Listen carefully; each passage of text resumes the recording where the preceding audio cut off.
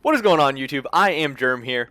SKARNER is one of the least played champions in League of Legends. He's one of the least popular champions, and he has been for quite some time. Every once in a while, he'll be OP or really strong, and he'll kind of come back into the meta a little tiny bit. He sees some pro play every once in a while, but overall, he's a very unpopular, very insignificant champion in League of Legends. Some websites, such as U.GG, are not even showing jungle stats for him because his play rate is so low. He has a lower play rate than Ivern, for God's sakes. But today, we're telling the story about how one North American top laner has reached grandmaster and may soon be hitting challenger by abusing SKARNER in the top lane. Real quick before we get into this video, I did want to mention that I do stream over at twitch.tv/I_am_germ. If you guys could check that out, that would be awesome. I would very much appreciate that. We've developed a dope little community over there of people that love hanging out, talking League of Legends, and getting better at the game. So if you'd like to become a part of my community, I would definitely appreciate that, and hopefully we see you around there soon. With that being said, let's get right into this video, which is the story of Merthos, the SKARNER top lane one-trick, who has reached grandmaster on the North American server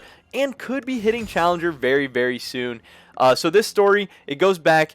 Merthos used to be a SKARNER jungle player way back in the day. This was a couple seasons ago. He played SKARNER jungle a ton. He was around Platinum Elo. He would maybe get close to Diamond at sometimes, but he was not an insane player by any means. Then, in Season 8, he decided he was going to start maining top lane. This is after playing a ton of SKARNER games. He decided jungle wasn't really for him. He started playing more top lane, deciding that that's his best role. He maybe is a top laner, and that's his way to find some success. In Season 8, he played all the different meta top laners, all that kind of good stuff, and he ended up finishing around Diamond 5. You know, he was a Diamond player, but not climbing through Diamond, not climbing up the ranks by any means, but a very solid player. Top 2 to 3% player, a very, very good top laner, but not taking it to that next level. Then in Season 9, he decided to go back to his old main, the main man SKARNER, in the top lane still. He decided top lane was his best position and SKARNER was his best champion, and he was determined to make it work, and that is just what he did. With SKARNER top in Season 9, Merthos was able to make it all the way to Diamond 1, and he has reached Master and Grandmaster on multiple occasions.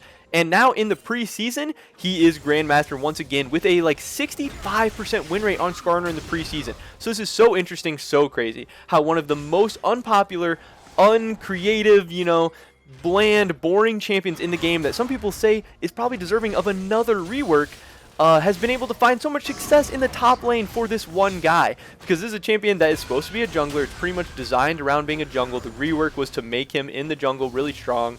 And this guy, the highest ranked SKARNER in North America and possibly even in the world, is a top lane main. What's going on there?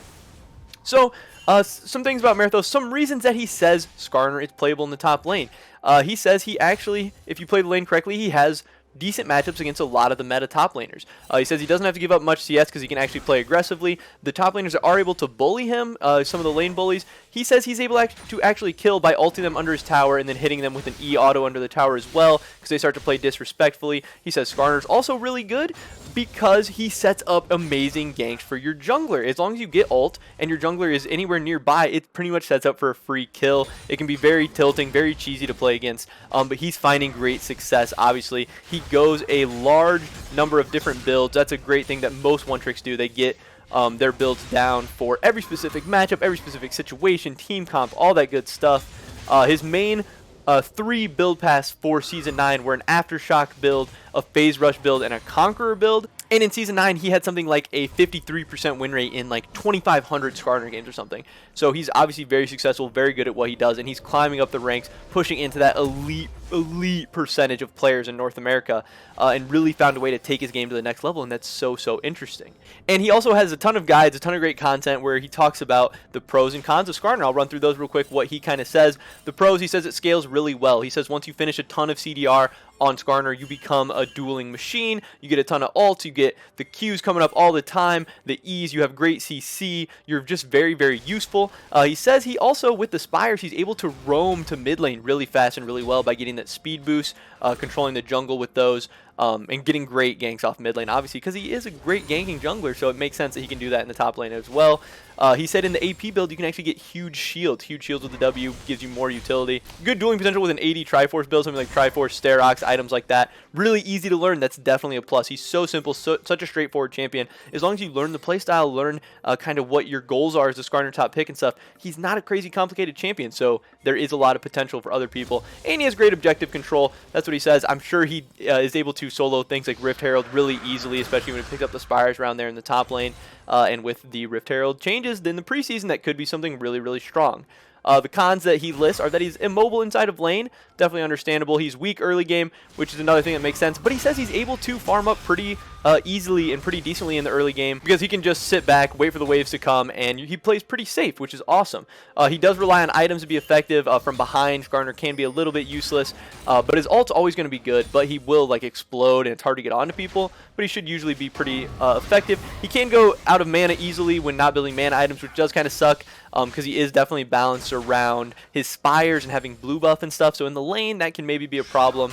He's easily kited, and he usually needs flash to get a good pick. That definitely makes sense to get into those key carries in fights. You usually need flash. That's the same thing as jungle, though. But there's definitely some big pros, and if he's able to have a 65% win rate in the preseason through Diamond 1, Master, and Grandmaster, there's probably something here, and he's definitely figuring some things out.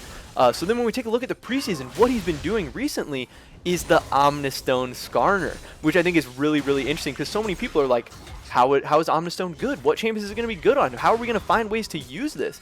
But this player has found a way to use it on Skarner and use it very effectively, especially this slightly tweaked Omnistone where it gives you the items more situationally and in good spots. So it does make sense because Skarner is able to use a lot of the stuff in precision really well. He's able to use some things in domination really well too. I'm sure Electrocute wouldn't be terrible. Predator obviously very good on him. Hail of Blades might even be decent.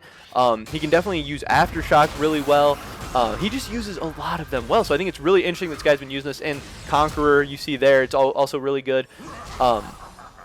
Crazy that they come out with this new keystone and he's been using it really effectively. I think another great thing about Skarner is that he can go so many different builds. This guy has AP builds, he has Ardent Sensor builds, he has GLP, he has AD, Sterox, Triforce, full tank obviously. He says the one thing that he does like to make sure he gets in most of his builds is the 45%, 40% CDR to be just a monster with all your cooldowns, spamming abilities and stuff so you can be really useful. He makes really crazy plays, pulling people out of Thresh lanterns, pulling Zoes out of their ult. He is an absolute master of this champion. He's definitely one of the best Skarners in the world, and I think his story is really crazy, really amazing. That he is able to pull it off in the top lane, and I think it's something that you guys needed to hear about. And I think the overall moral of the story here is find what works for you, find what you enjoy to play, find what you think is interesting, what you can think work, and then find the best ways to make it work. This was a guy who, he liked Skarner, but he wasn't the best Skarner jung in the world. He liked top lane, he was pretty good at it, but he couldn't find the fit for him, and he found Skarner top lane, and he's pushing it into the next level, and he has peaked as high as 1 game away from Challenger, and I think he's going to be hitting Challenger really soon. This is a guy that I definitely expect to be a Season 10 Challenger player, and definitely a guy that I'm rooting for. I followed him on Twitch. I'm going to be keeping up with him. I'm going to be, hopefully, he's putting out YouTube content and all that good stuff in the future, because I think he has a big opportunity here, because I think this is something really interesting that people are going to care about. But yeah, crazy that the Skarner, this uninteresting, boring, bland jungler that everyone doesn't really like, no one really likes playing, no one finds interesting, has found so much success in the top lane and leaves such an amazing, interesting story for us. The guy has a crazy number of different builds. He has a really awesome guide on his Twitch channel. He's definitely a guy I would recommend you checking out, and hopefully we're all rooting for him in Season 10 going forward. But that's pretty much it for this video today, guys. I just wanted to tell the story of Merthos, the Grandmaster Skarner top player, soon to be NA Challenger in Season 10. I definitely believe he can do it. Definitely drop a like if you enjoyed this video. Make sure you subscribe to stay up today on all of our latest League of Legends content. We have tons more videos like this coming your way, and videos that are going to hopefully help you improve for Season 10 so we can all get that juicy elo that we're going after. And yeah, stop by our Twitch sometime soon too. We definitely appreciate that. Check out Merthos. I'll have links below for all that good stuff. Thanks a lot, guys. Hopefully I see you next time. Peace.